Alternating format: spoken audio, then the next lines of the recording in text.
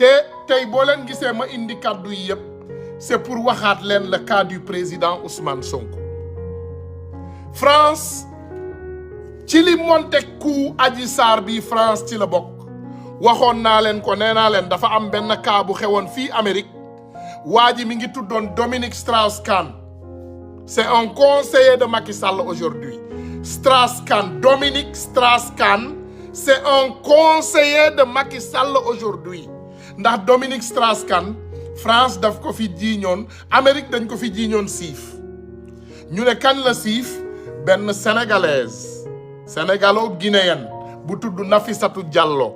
Nafissatou Diallo lu mu doon liggéey mooy dafa den nettoyer ay chambre d'hôtel. Comme ñun li ñuy wax fii a housekeeper dafa doon nettoyer ay chambre d'hôtel léegi moom Dominique Strauss-Kahn am lu mu sekk ak moom ci chambre d'hôtel am bi Dominique Strauss-Kahn sekkee ak moom loolu lan moo xew waa France jël loolu ñu wax kook Amérique ñu jël ko siiwal ko ci àdduna bi teg Dominique Strauss-Kahn ay daan fan la mujjul fenn xaalis la fay kooku di Nafissatou Diallo koppar yu bari la ko fay musul tëdd kaso deful dara ñu setal ko ba mu set gannaaw ba mu joxee xaalis yi waaye booba yàq nañu réputation ba yàq nañu tur ba yàq nañ ko ba jaratul dara ci àdduna bi léegi le même cas Dominique Strauss-Kahn cas boobu la ñu jël ñu copier ko indi ko tegal ko Ousmane Sonko le même cas copie conforme ñu ne Ousmane Sonko dafa doon dem maasewu ci benn beauty benn massage bu tuddoon spa bi foofu Ndeye Khady Ndiaye Sweet Beauté mu am xale bu jigéen bu fa doon liggéeyee pour tudd Adji Sarr ginnaaw ba Adji Sarr lalee complot ak ay comploteur am ñu fexe lépp lu ñu man ci àdduna bi ba trouver Ousmane Sonko au point mënuñu ko benn jour Adji Sarr am chance Ousmane Sonko ñëw Adji Sarr tëgg ay ndëgg sërëxam amul dara loo xam ne xew na fa loo xam ne ay doomu aadama yëguñu ko ñëpp yëg nañu ñëpp xam nañu luy dëgg lu fa dara xewul Adji Sarr daal di monter benn cas mu ne Ousmane Sonko daf ko siif te ba mu koy siif dafa yor ñaari fetal ñaari arme siifkat bi ñaari arme la yor waaye moom Adji Sarr da daan laajte bis bu ne waaw ka ma siif nag kañ lay ñëwaat pour siifaat ma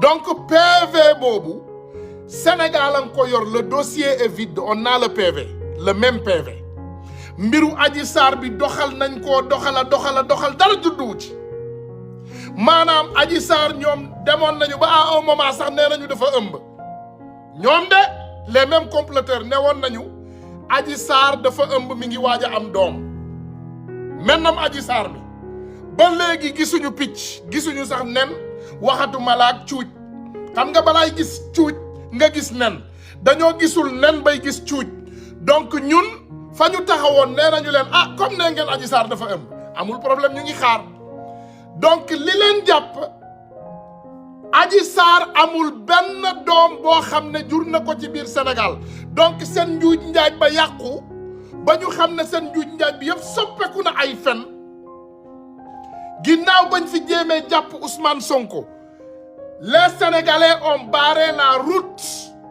ñu ne loolu du fi amee benn doomi aadama duñ ko fi jàpp di ko sankati au nom de la France Ousmane Sonko sera protégé à tout prix léegi ñun le président Ousmane Sonko sénégalais yi génnoon nañu ñu baare Macky Sall ak ñoñoom yoon bi le président Ousmane Sonko a été lavé à grande eau amul dara loo xam ne mën nañ ko koo toppee ndax lépp loo xam ne toppee nañ ko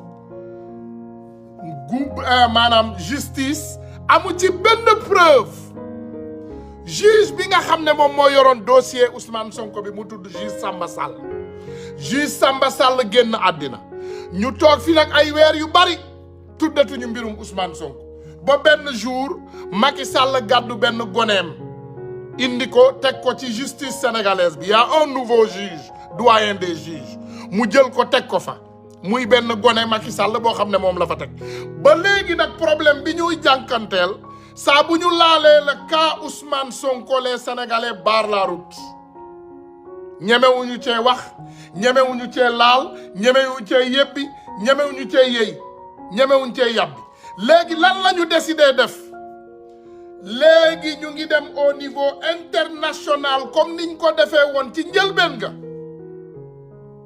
ñu indi benn journal Le Monde bu nekk France Le Monde interviewé di indiwaat mbirum Adji Sarr bi di ko jéem a may yax au niveau international lii lan moo ko waral France moo nekk di wutaat tànku taxawaay ci mbirum Adji Sarr parce que France yàqu na te France nee na moom pour mu dundaat il faut ñu profitoo ci président Macky Sall li mu nekkee ci bopp Union africaine pour ñoom ñu mën a dëggalaat seen bopp ci Afrique pour seen taxawaay mën a amaat ci Afrique ndeysaan li France comprendrewul mooy Afrique moo pare ci France la France n'a plus de place en Afrique maanaam Afrique dafa pare ci France te ñun bëggatul ñu daray France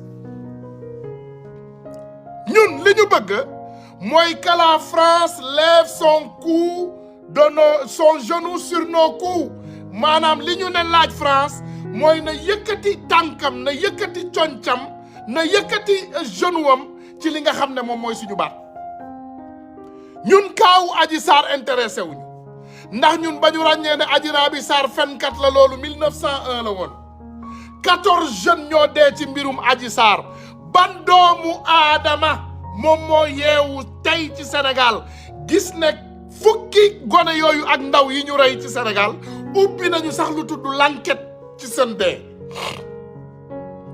ban doomu aadama moo mës a dégg ci Sénégal fukki doomu aadama ak ñeent yooyu nga xam nañu ne ay arme ñoo leen rey ban nit moo génn ba léegi ñu ubbi ci l'enquête kenn waxu ci journal Le Monde est-ce que dégg ngeen ba léegi muy wax ci ay doomu aadama yu faatu Sénégal déedéet ñoom ci intérêt France la ñuy dox ñu lëkkaloo ko nag ak ay journal étranger lañ koy wax Jeune Afrique moom it mi ngi ci ay interviewé Adji Sarr waaye li ñu fàtte mooy Adji Sarr sénégalaise la te ñun nous sommes des Sénégalais et nous ne voulons pas l'injustice et les femmes sénégalaises sont plus que déterminées. Qui dit que la femme n'a pas droit à dire la vérité, c'est le mensonge.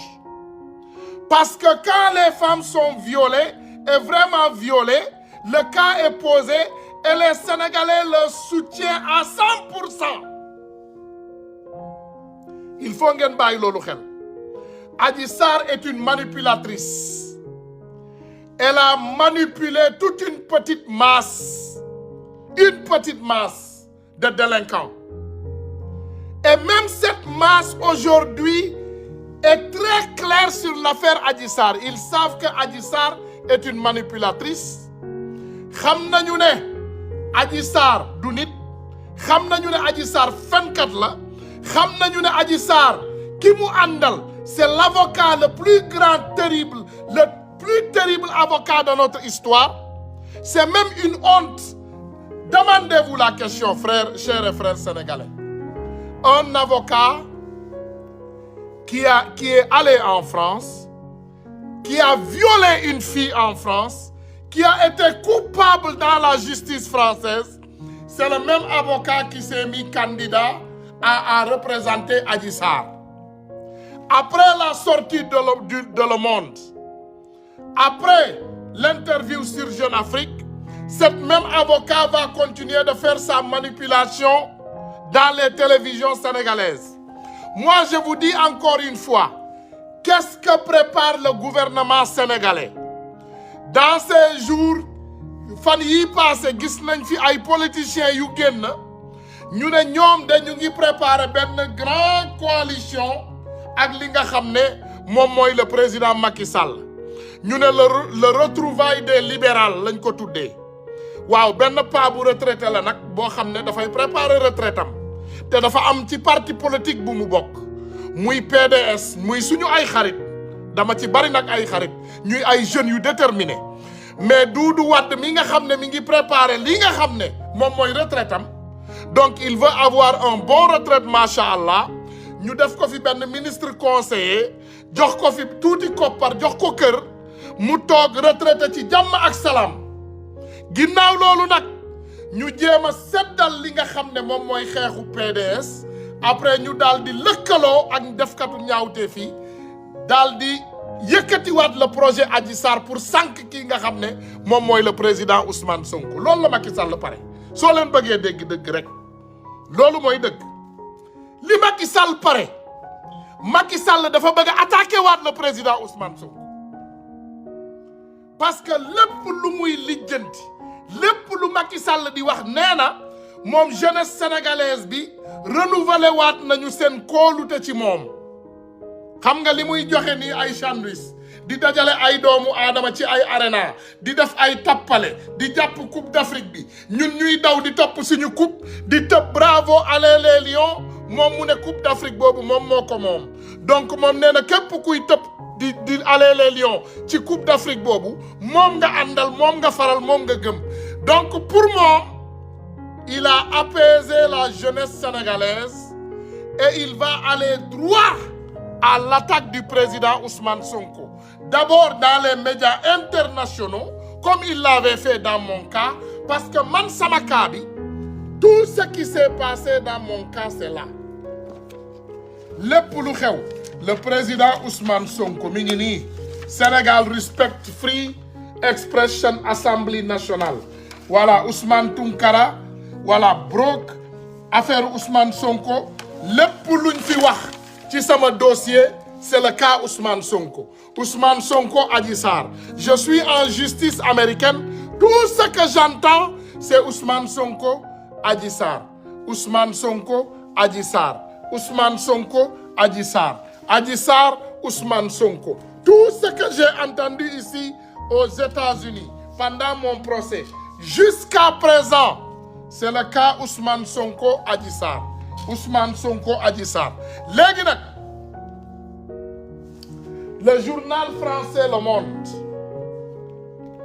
est en train, une fois encore, d'essayer de déstabiliser le Sénégal au profit de la France, au détriment des Africains, en collaboration avec une petite traître dénommée Adji Sarr. Il faut que les Sénégalais savent que nous sommes déterminés plus que jamais. Nous sommes déterminés plus que jamais. Et si vous voyez aujourd'hui le focus bi nga xam ne ñun incha allahu ci la ñuy dox di ngeen xam ne benn doomu aadama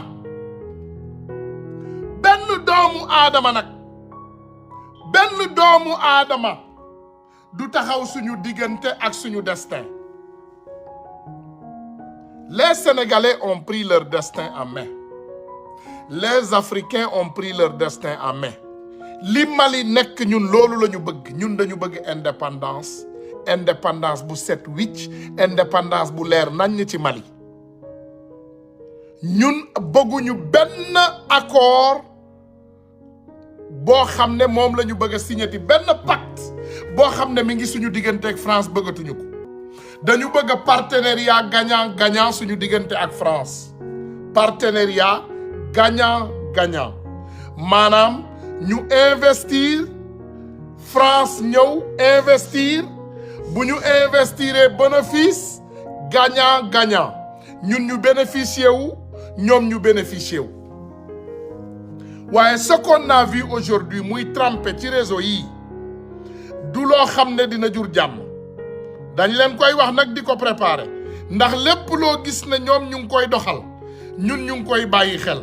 tey boo gisee li xew ci réseau yi Le Monde a rencontré la jeune femme à l'origine de l'affaire qui a embrassé le Sénégal en mars 2021 depuis qu'elle a accusé le leader de l'opposition Ousmane Sonko.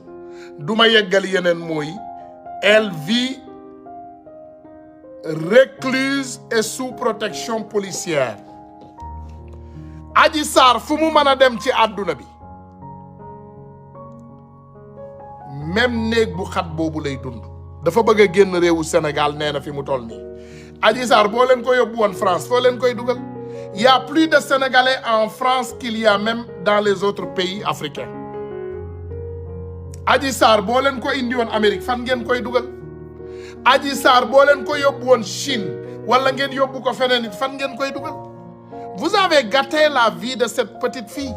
ñun wutuñu ñun waruñu Adji Sarr déedéet Adji Sarr gàcce moo koy xant dafa def ñaawteef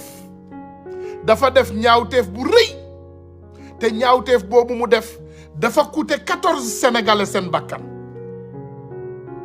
La France, ce que vous voulez de nous, c'est peine perdue. Nous, on n'est pas complexés. Cette nouvelle génération de Sénégalais n'est pas complexée. Nous, on n'est pas complexés.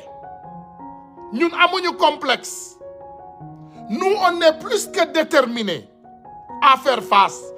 Si vous voulez, la prochaine fois, amenez Adji Sarr sur RFI et TV5, amenez-la sur toutes les chaînes françaises et mettez-la là-bas. Et faire une bonne interview avec elle. Faites-la parler toutes les choses que vous voulez sur le président Ousmane Sonko. Nous, président Ousmane Sonko, le nous gëm. Le président Ousmane Sonko, on vous dirait encore une fois que suñu bakkan lañu tek ci mom suñu bakkan cette vie bakkan bi bëgguma ci dara bakkan bi je vous répète tout ce qui s'est passé au mois de mars va se répéter mais 50 fois plus fort cette fois-ci si vous essayez de mettre main sur le président Ousmane Sonko. Gisu leen dara déggu leen dara. Ce qui est sûr et certain, ce dossier est vide et ce dossier ne peut pas se transformer de vide en plein du jour au lendemain. Lolu manta nek. C'est pas possible. Ce dossier Adji Sarr est vide et ce dossier n'a qu'à être vraiment mis là-bas. Na doomu aadama yi bàyyi loolu xel. Dossier Adji Sarr bi teg leen ko nele te ngeen jël passeport au président Ousmane Sonko bi ngeen jébbal ko redonnez-lui son passeport. Les Sénégalais à travers le monde ont besoin de discuter avec lui. Les Sénégalais sont prêts à faire face. Et Macky Sall da nga wara xam loolu. Les Sénégalais, on est prêts à faire face. La France qui défend la Russie est le plus grand criminel de l'Afrique. Cette France qui essaie de défendre aujourd'hui l'Ukraine, c'est des terroristes. Le plus grand terroriste européen, c'est la France. La France a terrorisé toute l'Afrique. Tous les pays africains qui ne se débarrassent pas de la France vont mourir dans la famine. Mais lolu moy deug.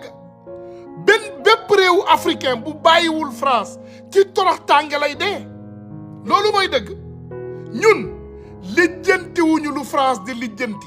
Ñun lijjanti wuñu lu France wax te lijjanti wuñu lu Macky Sall wax. Un dossier vide reste un dossier vide. Faites tous les interviews que vous voulez. Essayez d'amener ce cas Adji Sarr au niveau international. Vous l'avez déjà fait. Ça ne marchera pas. Parce que ay fen rek la. Ay fen mënta yàgg ba nekk dëgg. Li ngeen nam ci Adji Sarr yéen a ko xam. Jël leen Adji Sarr, faites tout ce que vous voulez d'elle. Cela n'intéresse que vous. Utilisez-la et continuez d'utiliser. Il faut gâter sa vie. Vous allez même peut-être à un moment donné la sacrifier. Lolo, c'est une affaire là. Lolo, c'est votre problème. Nous, aujourd'hui, notre problème au Sénégal, c'est comment faire pour nous soukali suñu réew mom. Le président Ousmane Sonko a été élu avec une très forte majorité, maire de Ziguinchor. Une très forte majorité, maire de Ziguinchor. Et c'était bien clair que vous aviez dit, Yen, vous avez tout fait. Vous avez essayé tous les attaques du monde. Ci kaw président Ousmane Sonko. Jéem ngeen lu ne, lijjanti ngeen lu ne doxul. léegi lan moo leen dese France moo nekk di jàppandu France la de gars yi bàyyi leen ci xel France moo nekk di jafandu lu ndaw li ko dese akas néew ci dundam parce que France Afrique la soxla pour dund